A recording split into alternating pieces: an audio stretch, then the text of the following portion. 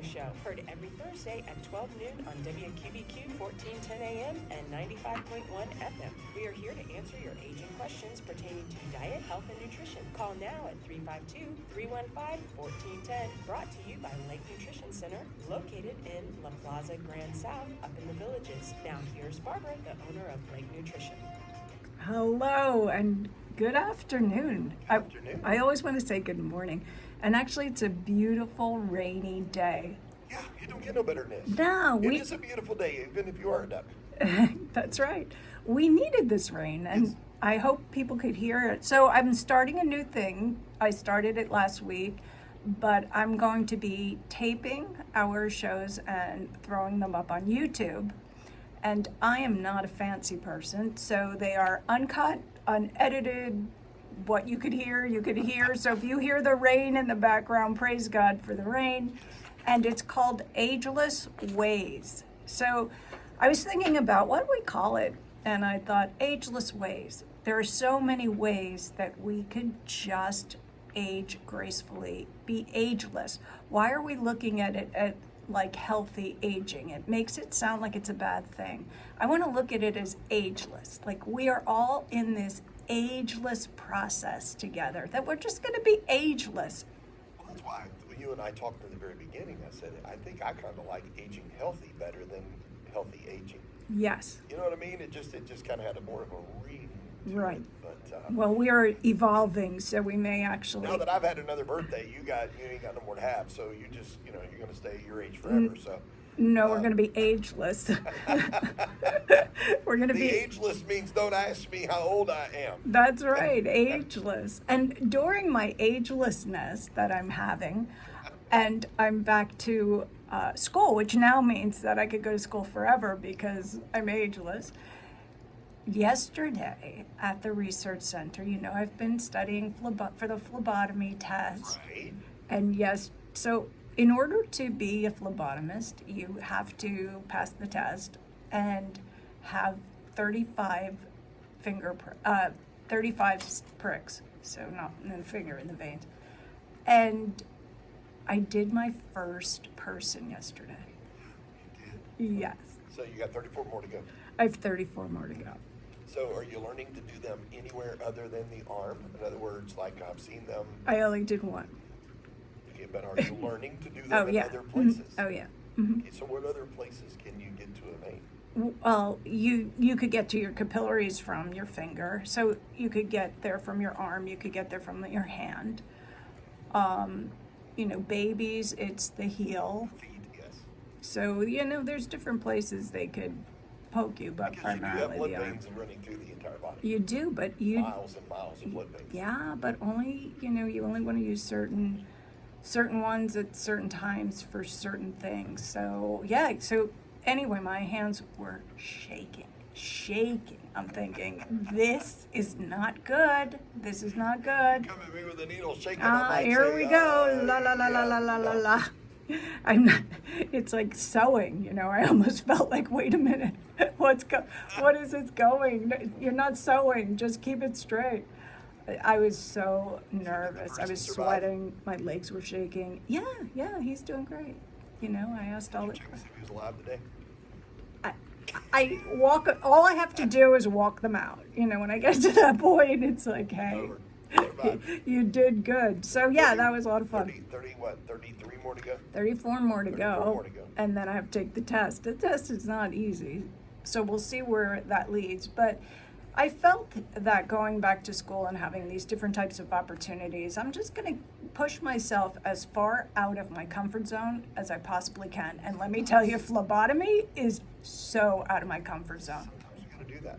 Oh, yeah. You got to step outside the. And that's why you also have to step outside the box with your nutrition and things that you do to have this ageless way of life. When we ended the show last time, we had a caller, and unfortunately we didn't have a lot of time to talk about it, but he was asking about salt, the differences with different types of salt, which I'm definitely going to get into in probably the next segment. I want to finish up what we were talking about last week, which were the nutrient claims on the products. So last week we were talking about the differences between low-fat saturated fat, fat-free. And there were a couple I really wanted to hit, which are important, which is gluten-free and certified gluten-free. So a lot of people have gluten issues. I gave up gluten many, many years ago because I just didn't feel good. And you'd be surprised if you give up gluten, how much better your body will feel. But for those of you that it really is an issue, when a package claims that they're gluten-free, the FDA, from the product nutrients, and you can go to the FDA website and look these things up. All of the things that I speak on come from a scientific place. So as much as possible, I will tell you the places where you could find this information on your own. And if I forget, just call me or email me and I'll let you know where the information comes from. But if something is gluten-free, it could contain less than 20 parts per million of gluten. So even if it says gluten-free, It ain't free. and not free. It's like you can have this car for free Not free. if you pay $29.99. Right. Right. Even if you pay 20, It's almost free. even if you pay 20 cents, it's It's not free. not free. Thank you. So, but then gluten-free isn't really free, but you could have certified gluten-free. So now certified gluten-free is certified by an independent organization to contain less than 10 parts per million of gluten per serving. So if it's gluten-free, it could contain, now I am not saying that every gluten-free product contains any parts of gluten, but it can. And sometimes people will say things, and the reason I bring this to your attention is because sometimes people will eat something and they'll go, that really bothered me. I don't know why it bothered me. It's gluten-free. Well, maybe it had that tiny, tiny part of gluten in there, and that's what's troubling you. And then you'll eat something else and you'll be like, oh no, that brand doesn't bother me at all. And the reason could be is that some have this tiny part of, are allowed to have a tiny bit of gluten in there. And some, have none. So keep that in mind when you're purchasing these products. Now, here's some things too that really you need to understand when we're eating items. So 20 years ago, James, there was a bagel. How big do you think that bagel was 20 years ago? Probably was one serving size instead of three, like today. Pretty much. A bagel 20 years ago was 3 inches, and it was 140 calories. Guess what the bagel today is? About 6 inches. Yeah. And I love bagels. So nothing against any bagel company out there. We love you, bagel company. But just recognize, I often hear people say, well, 20 years ago, I could do X, Y, and Z. And 20 years ago, I could eat whatever I wanted. And I can't do that today. Well, 20 years ago, when they ate the bagel, it was 3 inches. Now that same bagel is 6 inches. So you're eating twice as much and you don't even realize it. So 20 years ago, there was a cheeseburger. And that cheeseburger, if you went to, fast food or wherever, was somewhere around 300 calories. That same cheeseburger has blossomed into nearly a 600 calorie sandwich. Good old spaghetti and meatballs. What Italian doesn't like a good plate of spaghetti and meatballs?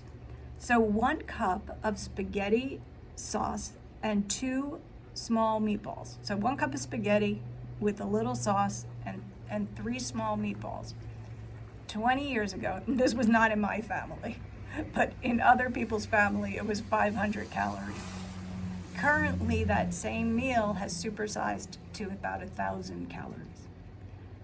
20 years ago, a 6-ounce glass of soda was 85 calories. Now, portion size, we don't drink 6.5 ounces. Could you imagine going into a restaurant and being like, I'd like a soda? And they come with this almost like a shot glass figure is 2 ounces. So if they line 3 little shot glasses in front of you, which would be 6 ounces of the beverage, would you be like, huh? That you call that a soda? So now the soda is 20 ounces when they come to the table and they're like, here's your soda. And that big, wonderful cup is 300 calories. So where people were satisfied 20 years ago at 6.5 ounce drink, they're not satisfied anymore. And now that portion size has gone to 20 ounces. And then there's the French fry. I love the French fry. The French fry used to be about 2.5 ounce serving was 210 calories. But you can't just eat 2.5 ounces of French fries. It's like 2.5 ounces of French fries now, to me, would be like you cheated me. If I'm going to eat the French fries, I want almost 7 ounces of French fries, and I'll take up with my Frosty. Yeah, exactly. And I'll take on the 610 calories. Who cares? So that is what happened to us over the last 20 years. And that is why we have put on weight. We didn't even realize it was happening. We didn't see it coming. But our portions have increased. And because our portions have increased, we just keep eating more because we believe it's a portion. Somebody brings me French fries in a restaurant, I'm like, okay, portion. Somebody brings me a soda, that's a portion. So it's in a big, tall glass. I don't even think about it. Like, I've never really thought about how big the things that I'm eating are. So I am going to give you a little helpful hint on what really should be a portion versus what we are actually having. Is a 6-ounce steak considered a portion? is the 20 ounce milkshake, one portion? So get ready. Here we go. Fasten your seatbelts. Yes. Look at your palm of your hand. The palm, okay? Without the fingers.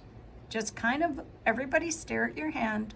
Look at your palm. All of our palms are different. Some might be a little bit bigger, but the size of your palm, not including the fingers or the thumb, is your portion of meat. Okay? Pretty good size portion of meat right there. That's about a 6-ounce steak. Well, you do, but mine's not. So unfair. But after break, I'm going to help you out with portion size and portion control. We'll be right back.